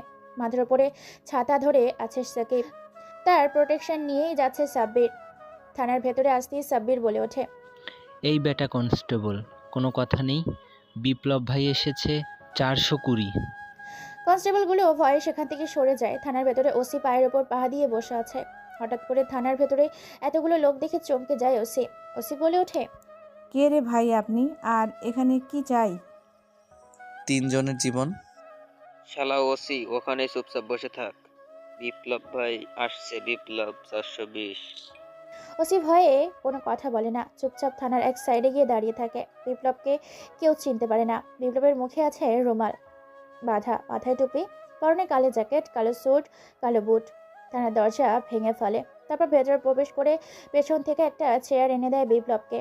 বিপ্লব চেয়ারের উপরে বসে পরে প্রায় 10টা প্লেট বের করে, সাথে আছে নুন, মরিচ আর পেঁয়াজ। এগুলো দেখে ছেলেটি বলে ওঠে, কি রে, তুই কি আমাদের ভয় দেখাচ্ছিস? তুই ভাবলি কি করে তোর এসব দেখে আমি ভয় পেয়ে যাব? নিজের ভালো চাস তো এখান থেকে বেরিয়ে যা। এই ওসি, তুই কি করছিস রে? তোর সামনে সব করছি আর তুই দেখছিস? এখান থেকে বের হয়ে তোকে দেখে নেবো শালা। ছেলেটাকে আর কোনো কিছু বলার সুযোগ না দিয়ে বিদ্যুতের গতিতে ছেলেটার 2 ঠোঁট কেটে ফেলে। হঠাৎ এমন হাওয়াতে ভেতরে থাকা পুলিশগুলো, আসামিগুলো সবাই ভয়ে কেঁপে ওঠে। গড়গড় করে রক্ত বের হতে থাকে। তারপর কেউ কোনো কিছু বোঝার আগেই হাতে একটা ব্লেড দিয়ে ছেলেটার প্রথম পুরুষ অঙ্গটা ধরে কুচি কুচি করে কেটে ফেলে। ছেলেটা গরুর মতো চিৎকার করছে। ছেলেটির এরকম অবস্থা দেখে বাকি 2 জন ভয়ে সেখান থেকে কয়েক হাত পিছিয়ে যায়। বাম হাতের 5টা আঙুল কুচি কুচি করে সেখানে কেটে ফেলে ব্লেড দিয়ে। ছেলেটি শুধু চিৎকার করছে, কেউ এগিয়ে আসে না এবং তার চিৎকার বাইরে যায় না। চারিদিকে বৃষ্টি পড়ছে, আশা শ্রাবণের তুল কালাম কাণ্ড বাঁধিয়ে। ছেলেটির এইরকম ভয়াবহ অবস্থা দেখে ওসি সহ কনস্টেবলগুলো থরথর করে কাঁপতে শুরু করে। ছেলেটির আর্তনাদ যেন পুরো থানাকে কাঁপিয়ে চলেছে। ছেলেটি কোনো কিছু বলতে পারে না, কেননা তার 2 ঠোঁট কেটে ফেলেছে অনেক আগে। ডান হাতটা ধরে একের পর এক হাতুড়ি দিয়ে তার আঙুলগুলোকে মারতে থাকে। মারতে মারতে প্রায় হাতের আঙুলগুলো থেতলিয়ে ফেলেছে, পুরো হাতটা অকেজো অচল করে দিয়েছে। ছেলেটির এরকম অত্যাচার সহ্য করতে না পেরেই বলে ওঠে, ভাই ভাই, আমাকে মারছো কেন ভাই? আমাকে ছেড়ে দাও ভাই। আমি তো তোমার কোনো ক্ষতি করিনি, আমাকে প্রাণে মেরো না, আর অত্যাচার করিও না আমার উপরে, আমি সহ্য করতে পারছি না। জানোয়ার কোথাকার, তোর উপরে কেবল অত্যাচার শুরু করলাম, এখনও তো শেষ করিনি। দেখ তোর সাথে কি করি। তোর সাহস হয় কি করে রাস্তার পাশে দাঁড়িয়ে আমার বোনদের ডিস্টার্ব করার? একজনের মুখে অ্যাসিড মেরেছিস, 2জনকে রেপ করার পরে তাদের লজ্জাস্থানগুলো অনেক নোংরাভাবে নষ্ট করে দিয়েছিস। তুই ভাবলি কি করে আমি থাকতে এই শহর স্বাধীনভাবে নিঃশ্বাস নিতে পারবি? এই বলে ছেলেটাকে মারতে মারতে চোখ মুখ কান দিয়ে রক্ত বের করে ফেলেছে। তারপর ছেলেটির চোখগুলো উপড়ে ফেলে। বক্সের ভেতর থেকে অনেকগুলো ইঞ্জেকশনের সিরিঞ্জ নিয়ে একের পর এক কাঁদতে থাকে পুরো শরীরটাকে। ইঞ্জেকশনের সিরিঞ্জ দিয়ে গেথে গেথে সারা শরীরে অনেক ফুটো সৃষ্টি করে এবং প্রত্যেকটা ইঞ্জেকশনে অনেক বিষাক্ত বিষ ছিল। সাপের টিকটিকি, বিশ্রী পোকা, কাঁকড়া পোকা। ছেলেটি মুহূর্তেই সেখানে ছটফট করতে করতে মারা যায়। একইভাবে বাকি 2 ছেলের পায়ের ওপরে করাত রাখে। তারপর করাত দিয়ে তাদের 2 পা কেটে ফেলে। ছেলেগুলো চিৎকার করছে আর্তনাদ, তাদের বিপ্লবের কানে যেন পৌঁছাচ্ছেই না। করাত দিয়ে এক এক করে শরীরের প্রত্যেকটা অঙ্গ প্রত্যঙ্গ কেটে ফেলে, যা শরীর থেকে চুইয়ে চুইয়ে রক্ত পড়ছে। ছেলেগুলো মৃত পাড়ায় বিপ্লব বলে ওঠে, সাকিব, সাবির পুরো থানাটাকে ভালো করে পরিষ্কার করে ওসি আর কনস্টেবলদের বুঝিয়ে দিবি, আর আমি চলে গেলাম। তারপর বিপ্লব চলে যায়। সকালে সারা টিভি চ্যানেলে খবরটি ছড়িয়ে পড়ে। চারিদিকে আতঙ্ক আর ভয়ের সৃষ্টি হয়। মেয়েগুলো আর বেশি দিন বাঁচেনি, শুধু জুই বেঁচে আছে। অন্যদিকে সুজয়ের যেসব আড্ডাখানা আছে সবগুলো খবর পেয়ে যায় বিপ্লবের লোকেরা। সাবির ফোন করে বলে ওঠে, ভাই, তার সকল আড্ডাখানার কথা আমি জেনে গেছি। ঢাকা বেলি রোডের 4 নাম্বার তালায় অনেকগুলো মেয়েকে নিয়ে রাতের আধারে ব্যবসা করে। কোনো মেয়ে ভালো হতে চাইলে নিয়ে আসবি, আর বাকি সবগুলোকে কচু কাটা করবি। এই বলে বিপ্লব বাড়ির উদ্দেশ্যে রওনা দেয়। অন্যদিকে বিপাশা, পায়েশ, শিমলা তারা 3 জন মিলে গল্প করছে। শিমলা বলে ওঠে, আচ্ছা বিপাশা ভাবি, আপনার বাড়িতে কে কে আছে? আপনার আর বিপ্লব ভাইয়ের সাথে কিভাবে দেখা হলো? অনেক রাতে কোনো এক জায়গায় দেখা হয়েছে। তাই? ভাবি আপনার বাসা কোথায়? আমার বাবার বাসা সিরাজগঞ্জ। আচ্ছা, শিমলা ভাবি এবং বিপাশা ভাবি, তাহলে তোমাদের ডিস্ট্রিক্ট একটাই, শুধু গ্রাম এবং শহরটা আলাদা। সত্যিই তাই। হ্যাঁ, শিমলা ভাবির বাড়িও তো সিরাজগঞ্জে, আর তোমরা একই শহরে থাকো। আমার বাসা ওই শহরেই। তোমাদের বাড়িতে কে কে থাকে শুনি? আমার বাড়িতে শ্বশুর শাশুড়ি আর আমার মেয়ে। আমার বাড়িতেও একাই। আচ্ছা ভাবি, তোমার বাড়িতে কে? আমার পরিবারের কথা জানতে চেও না, কেননা তাদের ছেড়ে অনেক দূরে চলে এসেছি। তাই পরিবার বলতে আমার তেমন কোনো কিছুই নেই। আরও কিছু বলতে যাব তার আগেই দরজা খোলার শব্দ শুনতে পেয়ে সেদিকে তাকিয়ে দেখতে পাই বিপ্লব চলে এসেছে। বিপ্লব আমাদের তিনজনকে একসঙ্গে দেখে বলে ওঠে, ভাবি তোমরা আজকে এখানেই থাকবে, খাওয়া দাওয়া করে এখানেই থেকে যাও। সাকিব সাব্বির চলে আসবে, আর তুমি খাবার রেডি করো, আমি ফ্রেশ হয়ে আসি। এই বলে বিপ্লব আমাকে খাবার রেডি করতে বলে চলে যায়। আমিও তার কথা মতো খাবার রেডি করতে চলে গেলাম। তারপর তারা তিনজন মিলে খেতে বসে আমি দাঁড়িয়ে আছি। এমন সময় বিপ্লব আমাকে টান দিয়ে তার কোলে বসিয়ে নেয় আর নিজের হাত দিয়ে আমাকে খাইয়ে দিতে থাকে। এটা দেখে পায়েল আর সিলমা মুচকি মুচকি হাসছে। আমি লজ্জায় পড়ে যাই, তবুও নিজেকে সামলে নিয়ে খেতে থাকি ওর হাত থেকে। আমি আর খেতে পারছি না দেখে বিপ্লব বলে ওঠে, এখন তুমি আমাকে তোমার নিজের হাতে খাইয়ে দেবে। এই বলে আমার পেটে খামচে নেয়। হঠাৎ এমন হওয়াতে খানিকটা চমকে উঠি আর লজ্জায় তাকে খাইয়ে দিতে থাকি। খাওয়া দাওয়া শেষে যে যার রুমে চলে যায়। আমি কোথায় যাব বুঝতে পারছি না। এমন সময় বিপ্লব বলে ওঠে, কি ভাবছো কোথায় যাবে সেটাই তো? তাহলে চলো আমার সাথে। এই বলে আমাকে কোলে তুলে নিয়ে চলে যায় তার রুমে। সেখানে নিয়ে গিয়ে বিছানার উপরে ছেড়ে দেয় আমাকে। বিপ্লব ও খাটের উপরে উঠে পড়ে। তারপর আমার উপরে উঠে আমার পেটের উপর থেকে শাড়িটা সরিয়ে দিয়ে কয়েকটা চুমু খায় নাভির উপরে, আর কয়েকটা ঠোঁটের মধ্যে কিস করে বলে ওঠে, কালকে এখানে আম্মু আসবে, সাথে আমার ছোট বোনটা। এখন আমাকে তুমি আদর করবে আর আমি তোমাকে। আর হ্যাঁ, তোমার জীবনের কি এমন ঘটেছিল যার জন্য তুমি এই পথটা বেছে নিয়েছো, সবটা আমি শুনবো।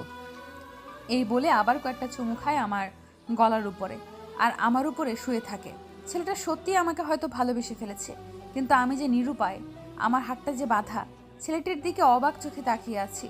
ছেলেটির চোখে কি মায়া, কি ভালোবাসা। আমাকে এইভাবে তাকিয়ে থাকতে দেখে বলে ওঠে, নিজে থেকে বলবে নাকি অন্য ব্যবস্থা করতে হবে? আমার জীবনের গল্পটা না হয় নাই জানুক মানুষ, আমার মতো মানুষের জীবনের কথা কে শুনবে? তাছাড়া আমি তোমাকে কোন অধিকারে বলবো কে হও তুমি আমার? আমি তোমাকে আগেও বলেছি, তোমার কি হয় সেটা পরে জানতে পারবে। এখন চুপচাপ যেটা বলছি সেটা বলো, নয়তো রাতের কথাগুলো মনে আছে? হঠাৎ করে সেদিনের সেই রাতের কথাগুলো মনে পড়ে যায় যে কিভাবে আমাকে রাতে অত্যাচার করেছিল। সারা রাত আমি ঘুমাতে পারিনি। ব্যথা আর শারীরিক অত্যাচারে পুরো কাতর হয়ে গিয়েছিলাম। তাই ভয়ে বলে উঠি, আমার মা বাবা কেউ নেই, অনেক আগেই তারা মারা গেছে। বাবা মায়ের অনেক সম্পত্তি ছিল যেগুলো দিয়ে আমি চলতাম। আমি একা ছিলাম বলে আমার মামা মামি তাদের সাথে করে নিয়ে যায় আমাকে। আমি ছোট ছিলাম, ধীরে ধীরে বড় হয়ে লেখাপড়া করি। অনেক ভালো একজন স্টুডেন্ট ছিলাম। আমার সম্পত্তি 18 বছর বয়স হলে পেয়ে যেতাম। আমি অনেক সুন্দর ছিলাম বলে আমাদের এলাকার খারাপ ছেলেগুলো আমাকে খারাপ দৃষ্টিতে দেখত। টাকার বিনিময়ে আমার মামা মামি আমার ঘরে পরপুরুষ পাঠাতো। আমি নিজেকে বাঁচানোর জন্য অনেক চেষ্টা করতাম, কিন্তু কোনো কাজ হতো না। বাইরে থেকে তারা দরজা আটকিয়ে দিত। তবে আমি কাউকে আমার সতীত্ব হরণ করতে দেইনি। যতবার তারা আমাকে নিয়ে বিছানায় নোংরা খেলার জন্য গিয়েছে, ততবার আমি তাদের কুপকাত করে দিয়েছি। আমি জানতাম আমি তাদের শক্তিতে পেরে উঠব না। এজন্য আগে থেকে আমি আমার হাতে গরম একটা তেলের ভাউচি রাখতাম। যখন তারা আমার সাথে নোংরা কাজ করার জন্য বিছানায় যেত, তখন আমি তাদের লজ্জাস্থান সেই গরম বাউচি দিয়ে ছেঁকা দিতাম। তারা ভয়ে চিৎকার করতে পারতো না। লজ্জার ভয়ে কাউকে কোনো কিছু না বলে মাথা নিচু করে চলে যেত। এইভাবে প্রায় অনেককেই শায়েস্তা করেছি, কিন্তু এইভাবে আর কতদিন? একদিন না একদিন তো আমি আমার সব কিছু হারিয়েই ফেলতাম। তাই একদিন খুব কষ্টে বাসা থেকে পালিয়ে আসি। আর এই শহরে এসে কাউকে চিনি না, কি খাবো জানি না। তাই নিজে বেঁচে থাকার জন্য আপনার সাথে আমি আমার সব কিছু বিলিয়ে দিই টাকার বিনিময়ে। বিপাশের মুখে ছ্যাঁকা দেওয়ার কথা শুনে আমি আমার নিজের দিকে তাকাই আর ভয়ে সেফ জায়গায় চলে যাই। কেননা আমি তো তার সাথে সেসব করেছি, কিন্তু মুহূর্তের মধ্যে আমার মাথা গরম হয়ে যায়। কেননা তার মামা মামি সম্পত্তির আর টাকার লোভে এমন করছে, যেটা শুনে আমার পায়ের রক্ত মাথায় উঠে যায়। তাই বলে উঠি, তোমার মামা আর মামি কোথায় থাকে? বর্তমানে কোথায় থাকে সেটা সঠিকভাবে বলতে পারবো না, তবে ওরা সিরাজগঞ্জের লালমনিরহাটের সেই বাজারের পাশেই থাকে। ওকে, ঠিক আছে। সকালের পাখি ডাকে ঘুম ভাঙে তাদের। বিপাশা বাথরুমে গিয়ে ফ্রেশ হয়ে আসে। প্রায় 9টা বেজে গেছে, কিন্তু এখনো বিপ্লব ঘুম থেকে উঠে না। এটা দেখে তার কপালে হাত দেয়। প্রচণ্ড শরীরে জ্বর। সেবা যত্ন করতে থাকে তার। খাবার রান্না করে নিজের হাতে নিয়ে এসে খাইয়ে দেয়, এমনকি তাকে বাথরুমে গোসল করিয়ে দেয়, নিজের হাতে কাপড় পরিয়ে দেয়। বিপ্লব যেন আরও ভালোবেসে ফেলে বিপাশাকে। বিপাশা যেন ছেলেটির মায়ায় পড়ে যায়। বিকাল 3টা বাজে। পরপর বাড়ির বাইরে 5টা গাড়ি এসে থেমেছে। গাড়িগুলো থেকে আসে বিপ্লবের মা, বোন এবং বাবা। সবাই তাদেরকে রিসিভ করার জন্য বাইরে যায়। তারপর তাদেরকে এবং তাদের জিনিসপত্রগুলোকে নিয়ে বাড়ির ভেতরে আসে। ভেতরে এসে বলে ওঠে মাইশা বেগম, কোথায় আমার ছেলে? দেখি আমার ছেলেটাকে, অনেক দিন হলো আমার ছেলেটাকে দেখছি না। বিপ্লবের জ্বর থাকায় সে এখনও নিচে নামে আসেনি। রান্নাঘরে রান্না করছিল বিপাশা। হঠাৎ করে গলার সুর শুনতে পেয়ে সে বাইরে আসে। মাইশা বেগম বিপাশাকে দেখে বলে ওঠে, নিশ্চয়ই তুমি আমার বৌমা, আর তোমার নাম বিপাশা, ঠিক ধরেছি তো? মাইশা বেগমের মুখে এরকম কথা শুনে বিপাশা কি বলবে বুঝতে পারে না, হাঁ করে তাকিয়ে আছে। এটা দেখে বলে ওঠে মাইশা বেগম, আমি বিপ্লবের মা, এ হচ্ছে ওর বোন, আর উনি হচ্ছে ওর বাবা। এটা শোনার সাথে সাথেই তাদেরকে সালাম দেয় বিপাশা। সত্যি আমার ছেলেটার পছন্দ আছে বলতে হবে, অনেক লক্ষ্মী আর অনেক সুন্দর দেখতে তুমি। তা ও কোথায়? আসলে মা সকাল থেকে প্রচণ্ড জ্বর, তাই উনি শুয়ে আছে, আর ওনার জন্য আমি খাবার নিয়ে যাচ্ছি। কি বলো মা, ও জ্বর আর তুমি রান্না করছো ওর কাছে না থেকে? আমাদের কাজের লোকগুলো কি করছে? তুমি রান্না করে দ্রুত আসো আমার সাথে। আচ্ছা ঠিক আছে মা। সবাই ওপরে চলে যায়। বিপ্লবের সাথে অনেক গল্প করে, কথা বলে। এমন সময় খাবার নিয়ে যায় বিপাশা। এটা দেখে মাইশা বেগম বলে ওঠে, কিরে মা, খাবার নিয়ে এসেছিস? আয় এখানে বস, তুই নিজের হাতে আমার ছেলেটাকে খাইয়ে দে। বিপাশা কি বলবে বুঝতে পারে না, লজ্জায় মাথা নিচু করে রেখেছে। শাশুড়ি মায়ের কথা মতো বিপ্লবকে নিজের হাতেই খাইয়ে দেয় এবং তারা সবাই নিজেও খেয়ে নেয়। তারপর যে যার মতো রেস্ট নিতে চলে যায়। বিপ্লব পেছন থেকে বিপাশাকে টান দিয়ে বিছানায় ফেলে দিয়ে নিজের সাথে জড়িয়ে নেয়। বিপাশা বাইরে যাচ্ছিল। বিপাশা বলে ওঠে, কি হচ্ছেটা কি? ছাড়ুন বলছি, বাইরে সবাই আছে। আরও কাছে আসো। তারপর বিপ্লব তার 4 ঠোঁট এক করে দেয়। এইভাবেই ওকে জোর করে ধরেই ঘুমিয়ে যায়। অন্যদিকে গোডাউনের ভেতরে 4 জন ছেলেকে চেয়ারের সাথে বেঁধে রাখা হয়েছে।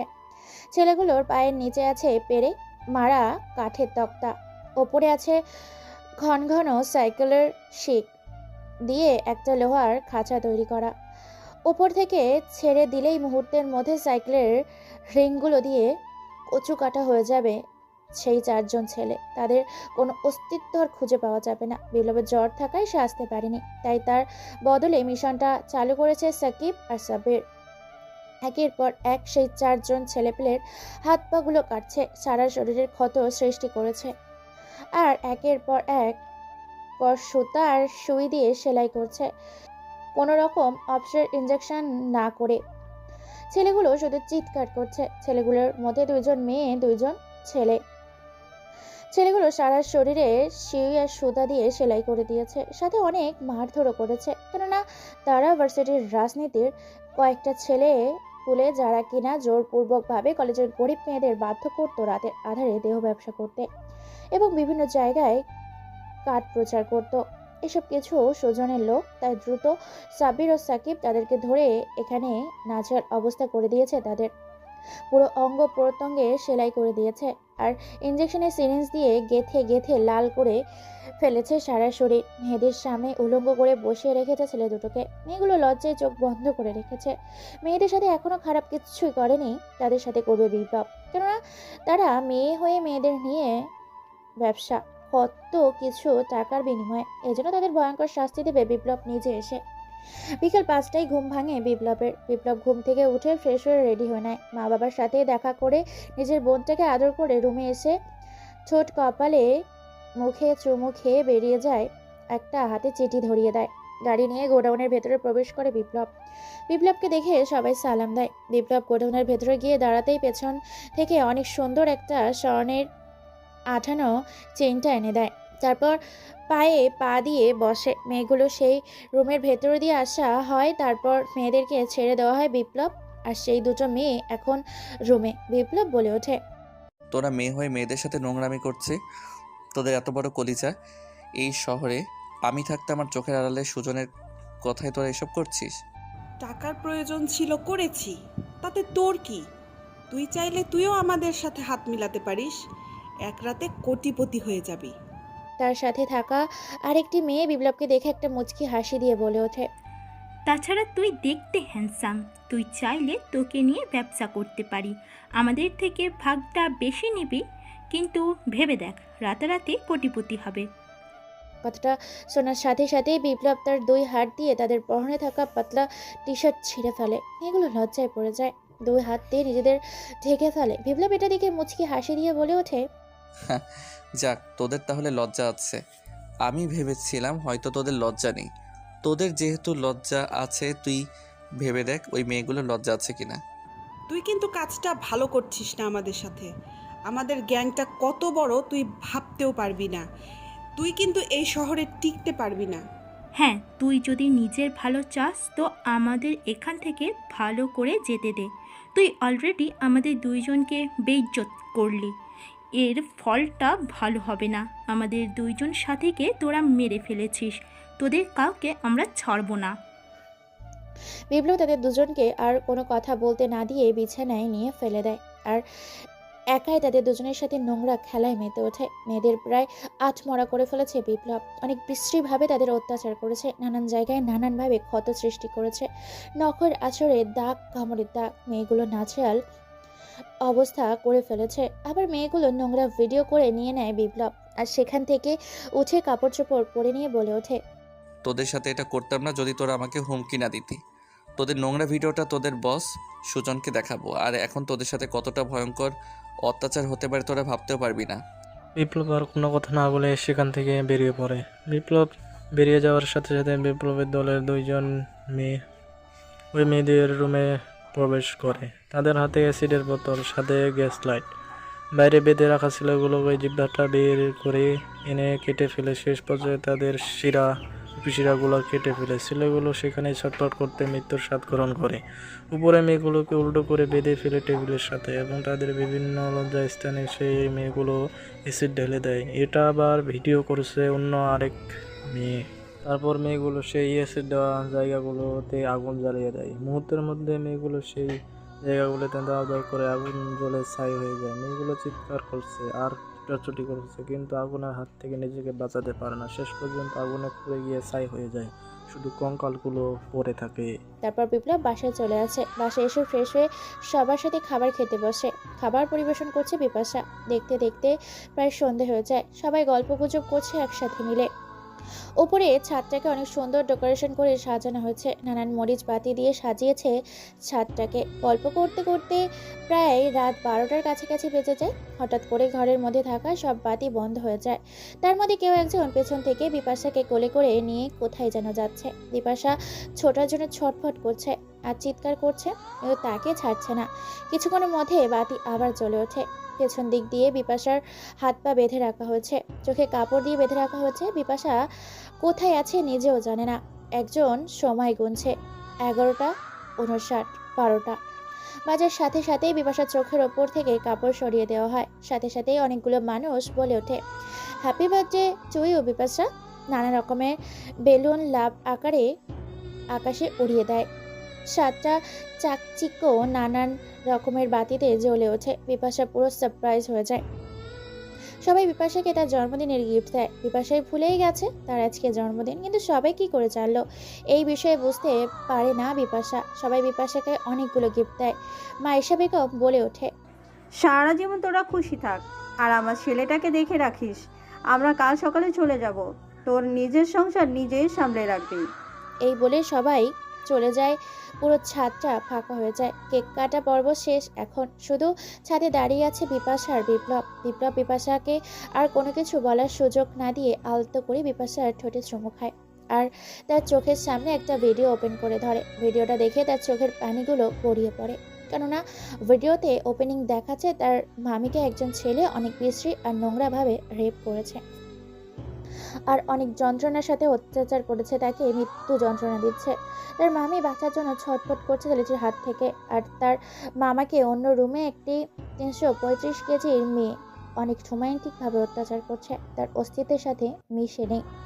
তার মামা নাজেহাল অবস্থা। এই ভিডিও দেখে লজ্জায় মাথা নিচু করে ফেলে, অন্যদিকে খুশিও হয়, কেননা তারা অনেক অত্যাচার করেছে তার প্রতি। যতক্ষণ না তার মামি আর মামা মরবে ঠিক ততক্ষণ তাদের সাথে এরকম ছেলেটার মেয়েটা অত্যাচার করতে থাকবে। ভিডিওটা বন্ধ করে দেয়, নিজের দিকে ঘুরিয়ে বিপাশার চোখে 2 নয়নের চুমু খায় বিপ্লব। পেছন থেকে একটা কাগজ বের করে তার হাতে ধরিয়ে দেয়। কাগজটা খুলে দেখে তো অবাকের চরম পর্যায়ে বিপাশা। খুশিতে সে বাকবাকুব, খুশিতে সে নিজের অজান্তে জড়িয়ে ধরে বিপ্লবকে। বিপ্লব বলে ওঠে, আমি অনেক আগেই তোমাকে এটা দেখাতে চেয়েছিলাম, কিন্তু অপেক্ষা করছিলাম তোমার জন্মদিনের। আমি প্রথম দেখাই ভালোবেসে ফেলেছি তোমাকে। আর তুমি যখন আমাকে তোমার সাথে ওইসব করার অফার দাও, তখন আমি সব কিছু ব্যবস্থা করি এবং হালালভাবেই আমি তোমার শরীরে স্বামীর অধিকার খাটিয়েছি। সত্যি আমি আজকে অনেক খুশি। আমি ভাবতে পারিনি যে এখন পৃথিবীতে কেউ আমাকে আমার বাবা মায়ের পরে ভালোবাসতে পারে। সেদিন হয়তো আল্লাহ তাআলা চেয়েছিল বলে তোমাকে পেয়েছিলাম। এখন আর কোনো কান্নাকাটি নয়, কালকে আম্মু চলে যাবে, আর আজকে আবার আমি তোমাকে। ছি, তোমার লজ্জা করে না এইসব বলতে? তাই শোনা, কালকে সকালে রেডি হয়ে থাকবা। আমি তোমাকে ভার্সিটিতে নিয়ে গিয়ে সবার সামনে পরিচয় করিয়ে দিব, যাতে রাস্তায় তোমার সাথে কেউ নোংরাভাবে দেখা বা কথা বলার সাহস না দেখায়। তোমাকে শুধু আমি দেখব, তুমি শুধু আমার জন্য, অন্য কারোর জন্য। আর হ্যাঁ, বাইরে গেলে অবশ্যই সবসময় পর্দা করবে। ওকে, ঠিক আছে। তারপর বিপ্লব আমাকে কোলে করে নিয়ে আসে ড্রয়িং রুমে। এসে সবার সাথে খাওয়া দাওয়া করে সবার কাছ থেকে বিদায় নিয়ে যে যার মতো রুমে ঘুমাতে চলে যায়। প্রথম দিনের মতো আজকেও আমার খাটটাকে অনেক সুন্দর করে সাজিয়েছে। বাসর ঘরে আজকে আমাকে সত্যিই বউ বউ লাগছে। বিপ্লব এসে আমাকে জড়িয়ে ধরে অনেকগুলো চুমু খায়। ধীরে ধীরে তার সাথে ভালোবাসার অস্তিত্বহীন গহীনে হারিয়ে যেতে থাকি। পরের দিন সকালে খুব তাড়াতাড়ি উঠে সবার জন্য খাবার রেডি করলাম, কারণ মা চলে যাবে। খাওয়া দাওয়ার পর্ব শেষে আমার শাশুড়ি মা যখন চলে যাবে তখন তিনি আমাকে বললেন, শোন মা, তোর যদি এখানে কোনো অযত্ন হয় তুই চলে আসবি আমাদের কাছে। আর হ্যাঁ, ওর যদি তোকে কোনোভাবে টর্চার করে অবশ্যই আমাকে ফোন দিবি। আর হ্যাঁ, তুই কিন্তু আমার ছেলেটাকে দেখে রাখবি, নিজের সংসারটাকে নিজের সামনে রাখবি। ওকে আম্মু, ঠিক আছে। তারপর তারা সবাই চলে যায়। সবাইকে বিদায় দিয়ে বাড়ির ভেতরে এসে গোছগাছ করছে, এমন সময় কোনো কিছুর স্পর্শে আমি কেঁপে উঠি। পেছন ঘুরে দেখতে পাই বিপ্লব তার 2 হাত আমার শাড়ির ভেতরে দিয়ে আমার পেটের স্লাইড করছে। আমিও কি যেন ভেবে সে কোনো কিছু করার আগেই আমার 2 ঠোঁট তার মাঝে উজাড় করে দেয়। কিছুক্ষণ পর সে আমাকে ছেড়ে দেয়। আমি তাকে বলে উঠি, দেখো, এখন কোনো দুষ্টুমি নয়, এখন আমার অনেক কাজ পড়ে আছে। পুরো বাড়িটাকে সাজিয়ে গুছিয়ে আমার মতো করতে হবে। সত্যি কি তাই? তাহলে ঠিক আছে, তুমি থাকো, সব কিছু গোছগাছ করে রেডি হয়ে নাও, তোমাকে আজকে কলেজে নিয়ে যাব। ওকে, ঠিক আছে। তারপর বিপ্লব ফ্রেশ হয়ে চলে যায়। এদিকে সব কাজ গুছিয়ে বিপাশা নিজেও তৈরি হওয়ার জন্য নিজের রুমে যায়। সেখানে গিয়ে অনেক সুন্দর একটা কালো ম্যাচিং শাড়ি বের করে সবকিছু পরে, কিন্তু শাড়িটা পরতে পারে না। এটা দেখে বিপ্লব নিজের হাতে তাকে শাড়ি পরিয়ে দেয়। এমন সময় শাড়ির আঁচলটা যখন গুজে দিতে যাবে তখন তার হাত আর নাভির ওপরে লেগে সাথে সাথে কেঁপে ওঠে বিপাশা। এই সুযোগে বিপ্লব তার 2 ঠোঁট দিয়ে স্পর্শ করে দেয় নাভির ওপরে। অনেক কষ্টে দুজন দুজনকে সামলে বেরিয়ে পড়ে কলেজের উদ্দেশ্যে। বাড়ি থেকে প্রায় 5-5টা কালো গাড়ি বের হয়। পুরো রাস্তা হা করে তাকিয়ে আছে, কারণ গাড়িগুলো কোটি টাকার চেয়েও দামি। কলেজের গেট দিয়ে ভেতরে প্রবেশ করার সাথে সাথেই সবাই হা করে এক দৃষ্টিতে তাকিয়ে আছে গাড়িগুলোর দিকে। সবাই ভাবছে কে এলো এরকম ভাবসাব নিয়ে ভার্সিটির ভেতর। সাকিব আর সাব্বির গিয়ে গাড়ির জানালাগুলো খুলে দেয়। গাড়ির ভেতর থেকে হিরোদের স্টাইলে আর হিরোইনের স্টাইলে বিপ্লব আর বিপাশা গাড়ির ভেতর থেকে বের হয়। বিপ্লব বিপাশার হাতটা ধরে এগিয়ে যেতে থাকে। পুরো কলেজ তাদের দিকে হা করে তাকিয়ে আছে। ক্যাম্পাসের একটা দামি টেবিলের ওপর বসে পড়ে। প্রায় 4 দিকটা বডিগার্ড দিয়ে ঘিরে রাখা হয়েছে। সবাই হা করে তাকিয়ে আছে। সুজন তো চোখ ফেরাতেই পারছে না। সুজন বিপাশাকে দেখে মনে মনে কুচিন্তা পোষণ করে। তার মনে বিপ্লব চিৎকার করে বলে ওঠে ভার্সিটির সামনে, সবাই একটা কথা কান খুলে মন দিয়ে শুনে রাখো, এই হচ্ছে আমার ভালোবাসার কলিজা, তোমাদের ভাবি বিপাশা। রাস্তা কিংবা ভার্সিটি অথবা কলেজ, যেখানে দেখা হবে সম্মানের সহিত তাকে সম্মান করবে।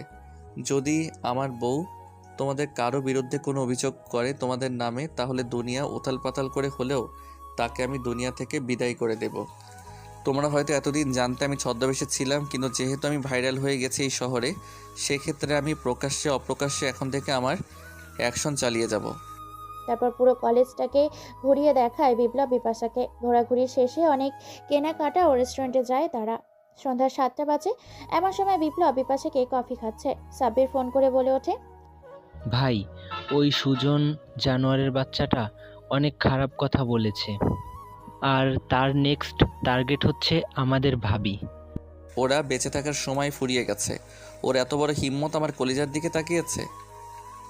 আচ্ছা শোনো, আগের মতো কি এখন আর কোথাও পরকীয়া চলে? না ভাই, আগের মতো আর তেমন চলে না। যে জায়গাগুলোতে এসব হতো, সে জায়গাগুলো আমরা আমাদের লোক দিয়ে পুরো ধ্বংস করে দিয়েছি। তাছাড়া ভাই, আপনার ভিডিওটা আমরা খবরের কাগজে ছাপিয়ে দিয়েছি এবং আপনি কতটা ভয়ঙ্কর এবং কতটা ভয়ানক শাস্তি দিতে পারেন সেটাও আমরা বিভিন্ন নিউজ চ্যানেলে দেখিয়েছি। যারা যারা পরকীয়া করবে তারা তারা মৃত্যুর স্বাদ গ্রহণ করবে। এজন্য ভয়ে তেমন আর কোনো কিছু শোনা যায় না। আর এজন্য সুজন এখন আপনার উপর প্রতিশোধ নেবে। ও বিপাশার কোনো কিছু ক্ষতি করার আগেই ওকে দুনিয়া থেকে সরিয়ে দেওয়ার ব্যবস্থা করো। ওকে ভাই। কথা বলে ফোন কেটে দেয়। রাত 9টা বাজে। বিপ্লব বিপাশা শুয়েছে। বিপ্লব বিপাশা তো অনেক কষ্টে ঘুম পাড়িয়ে বেরিয়ে পড়ে এক হিংস্র রূপ নিয়ে তার গোডাউনের উদ্দেশ্যে। স্যারের সাথে বেঁধে রাখা হয়েছে সুজনকে। তার সামনে রাখা হয়েছে অনেকগুলো বিভিন্ন ধাতুর অস্ত্র, সাথে সাইকেলের স্টিক আর আগুন। উত্তক্ত ফুটন্ত আগুনে সাইকেলের স্টিকগুলোকে পুড়িয়ে একের পর এক সুজন নামে ছেলেটির লজ্জাস্থানগুলোতে ঢুকাতে থাকে। সুজন পাগলের মতো চিৎকার করছে। তার চিৎকার যেন কান পর্যন্ত পৌঁছায় না বিপ্লবের। যে যা জায়গাগুলোতে শিকগুলো ঢুকছে সেই জায়গাগুলো পুড়ে ক্ষত সৃষ্টি হচ্ছে। গোস্তগুলো গলে গলে পড়ছে।